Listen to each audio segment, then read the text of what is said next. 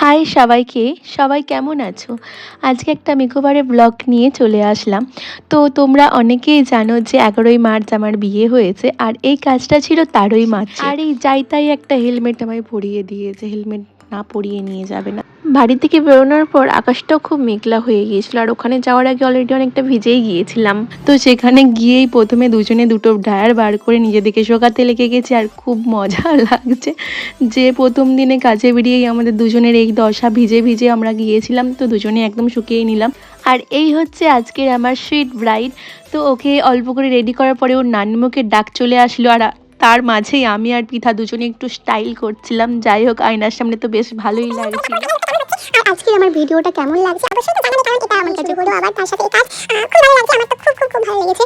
তোমাদের কেমন লাগছে অবশ্যই জানিও, আমার ব্রাইডকে কেমন লাগছে অবশ্যই জানিও। তো ততক্ষণ সবাই ভালো থেকো, দেখা হচ্ছে অন্য কোনো কাজ নিয়ে। Tata all.